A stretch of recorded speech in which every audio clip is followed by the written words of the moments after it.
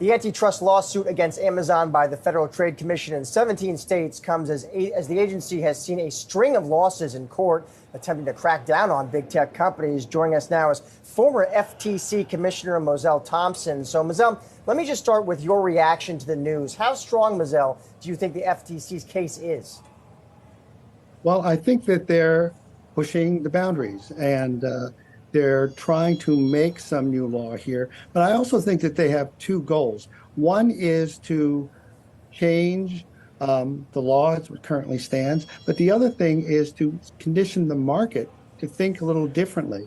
I think that they are designed to provide a little bit of a chilling effect to large companies and to that someone will be policing their actions. I think that's very important. Um,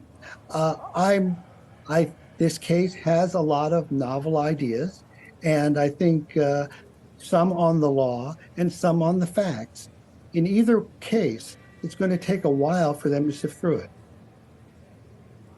Mozelle, it's Julie here. What's interesting about this case is most antitrust cases like this have to prove that the consumer is being disadvantaged by having to pay higher prices. In this case, the government seems to be arguing it's sort of indirectly causing those higher prices on other sites because of the burdens put on the sellers on Amazon, if I'm understanding it correctly. So when you talk about sort of the novel way they're approaching it, that seems to be what they're doing. Is the traditional way of measuring things just by price, is that outdated, do you think? Does that need to be changed? Well, I think that the current FTC would probably argue that it is.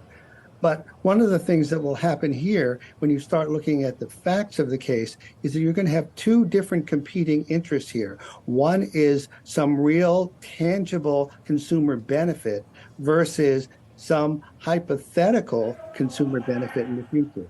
That's going to be an interesting thing for the judge to sift out. And that in and of itself, in many cases, when you have an antitrust case, you don't necessarily, the actual consumer benefit may be small. But in this case, the Amazon Prime is extremely popular and it's also provided a lot of benefits to not only consumers, the businesses. So consumers actually have a view here. And so it's going to be an interesting thing to see. There are strong defenses. And I think what was outlined earlier, part of it is going to be on the law early on, is to try to say these are two markets and that they're distinct markets that are cognizable under the antitrust law. That's going to be an interesting challenge. Then after that, you get into the facts. And then you also have 17 states who have their own interests.